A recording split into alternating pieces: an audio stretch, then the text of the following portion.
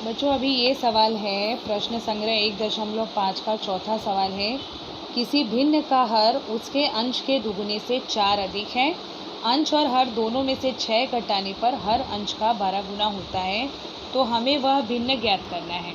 ठीक है, क्योंकि हर और अंश की बात हो रही है, तो हर और अंश क्या होता है बच्चों, जब भी हम कोई भिन्न स्वरूप लिखते हैं, मान लीजिए x/y है, तो यहाँ पर ऊपर की ओर जो भी संख्या हो या जो भी पद मौजूद हो उसे हम अंश कहते हैं, और नीचे की ओर जो संख्या मौजूद होती है या जो पद मौजूद होता है उसे हम क्या कहते हैं, हर कहते हैं। तो इस प्रश्न में अंश और हर की बात हुई है, तो सबसे पहले हम भिन्न का अंश x मान लेते हैं और भिन्न का हर y मानेंगे।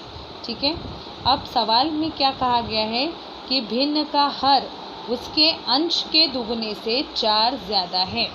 तो भिन्न का हर अर्थात y जो है, y अंश के दुगने से 4 ज़्यादा है। यानी कि जब हम y और x की तुलना करेंगे, y और x की तुलना करेंगे, तो जब हम x का डबल लेते हैं ना, तो y इस x के डबल से भी ज़्यादा है। कितना ज़्यादा है? 4 ज़्यादा है। क्योंकि y 4 ज़्यादा है और 2x जो है वो 4 कम है, तो जब हमें इन दोनों को समान करना है तो हमें 2x के पलड़े में क्या करना होगा, 4 ऐड करना होगा। जब हम 4 ऐड करेंगे तब जाके ये पूरा योगफल जो है वो y के बराबर होगा। ऐसा सवाल में बताया गया है कि जो y है यानी हर है वो अंश के दुगुने से 4 ज़्यादा है, यानी अंश के दुगुने में जब हम 4 जोड़ेंगे तो वो बराबर होगा किसके, y के। अब हमें आगे क्या करना है, पक्षांतरण करना है। किसका? धन 4 का ऋण 4 इस तरफ और y उस तरफ जाने के बाद ऋण y उस तरफ, मतलब दाएं पक्ष में जाने के बाद -y।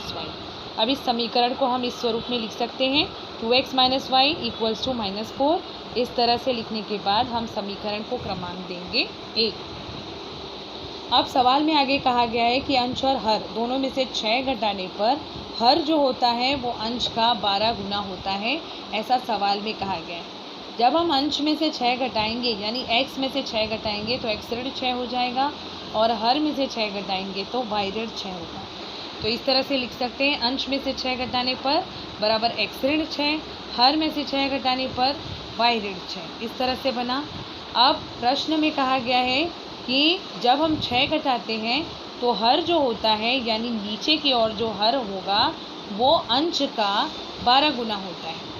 हर अंश का 12 गुना होता है। जब हम 6 घटाते तो हर ये है और ये अंश है, तो हर अंश का 12 गुना होता है। यानी हर जो है y - 6 वो x - 6 के 12 गुने के समान होगा, क्योंकि ऐसा कहा गया है कि हर अंश के 12 गुने के बराबर हो जाता है, यानी 12 गुना हो जाता है। इसीलिए हमने अंश में इधर 12 का गुणा किया, जो कि बराबर होगा y ऋण 6 के। ठीक है, अब इसको सॉल्व करना है। y ऋण 6 बराबर 12x ऋण 12 छंग 72 होता है। इसके बाद देखिए y ऋण 12x, ये कैसे किया गया है, 12x का पक्षांतरण बाएं पक्ष में और ऋण 6 का पक्षांतरण दाएं पक्ष में। तो y ऋण 12x बराबर ऋण 72 धन 6। इस तरह से हुआ। अब ऋण 12x को हम पहले लिख सकते हैं और धन y को आगे भी लिख सकते हैं। जब भी आप प्लेसमेंट करें किसी भी चरांक की, तो उसके साइन के साथ करें, क्योंकि माइनस साइन है तो माइनस आपको यहाँ लगाना है, और y के पास प्लस साइन है इसीलिए प्लस y को हम यहाँ शिफ्ट करेंगे, जो कि बराबर होगा ऋण 72 धन 6 कितना होता है, ऋण 66 इतना होता है, जिसका समीकरण क्रमांक बनेगा 2। अब समीकरण 1 और समीकरण 2 इन दोनों को हम साथ में रखकर हल करेंगे। तो समीकरण 2 को हल करने पर ठीक है, तो समीकरण 1 क्या कहता है, 2x - y = -4, और समीकरण 2 है कुछ इस तरह से, ये समीकरण 1, ये समीकरण 2। अब देखिए इस समीकरण में हम जोड़ेंगे या घटाएंगे। जोड़ने घटाने के लिए हमें यहाँ निरसन विधि से क्योंकि हल करना है, निरसन विधि के लिए क्राइटेरिया क्या है, कोई भी एक चरांक समान होना चाहिए। यहाँ ऑलरेडी समान है, यहाँ भी y है, यहाँ भी y है, ठीक है, और गुणांक भी समान है, y का गुणांक भी 1 है, इस y का गुणांक भी 1 है। ठीक है, अब यहाँ पर दूसरी शर्त ये होती है कि चरांकों की जो चिन्ह होते हैं वो विरोधी होने चाहिए। तो यहाँ माइनस है और यहाँ पर प्लस है। तो जब ऐसा होता है ना बच्चों, तो हम सीधा दोनों समीकरणों को जोड़ देंगे। जोड़ेंगे क्यों?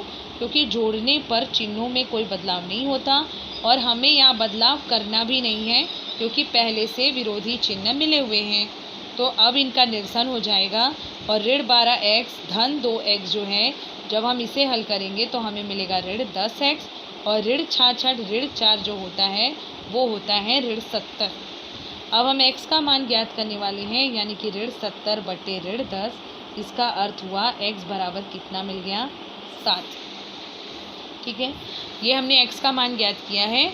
अभी y का मान ज्ञात करना बाकी है। तो y का मान कैसे ज्ञात करेंगे बच्चों? किसी भी एक समीकरण में रखना है। तो हम क्या करेंगे, अभी x का मान समीकरण 1 में रखेंगे। ठीक है, समीकरण 1 हमारा क्या है? 2x minus Y equal to -4। 2x minus Y equal to -4। इसके पहले आपको क्या लिखना होगा? x बराबर आपको 7 मिला था, यह मान समीकरण 1 में रखने पर, समीकरण 1 में रखने पर। ठीक है, तो हम x के बदले में यहाँ 7 रखेंगे। 7 दूनी होता है 14, ऋण y बराबर ऋण 4, ऋण y बराबर होता है ऋण 4 ऋण 14, ऋण y बराबर होता है ऋण 18, यानी y बराबर 18। ये हमें प्राप्त हुआ। ये आई होप आपको समझ में आ रहा होगा। 7x के बदले में 7 रखा, 7 का गुणा 2 के साथ हुआ 14। बाकी सारी चीज़ें सेम है।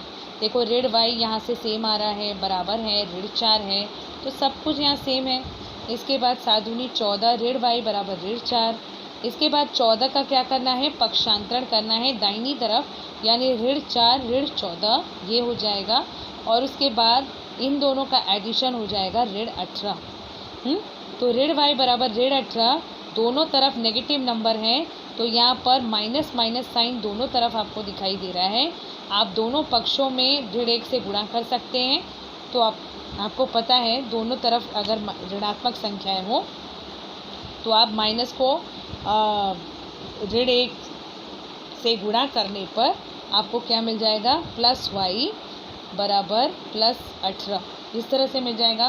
प्लस साइन दिखाया नहीं जाता है, प्लस y बराबर प्लस 18 हम इस तरह से भी लिख सकते हैं, y बराबर 18। तो ये आ गया है x का मान 7 और y का मान 18। x का मान हमारे पास आया है 7 और y का मान आया है 18। ठीक है, हमने क्या माना था? अंश को x माना था और हर को y माना था, और हमें यहाँ ज्ञात करने को बोला गया है भिन्न को। भिन्न को यानी हमें x बटे y को ज्ञात करने को कहा है। ठीक है, केवल x y ज्ञात करके यहाँ छोड़ नहीं देना है। तो हमें यहाँ पर भिन्न जो है, हमारा सवाल का जो भिन्न है वो है x बटे y। इस तरह से हमारा भिन्न यहाँ बनेगा 7 बटे 18।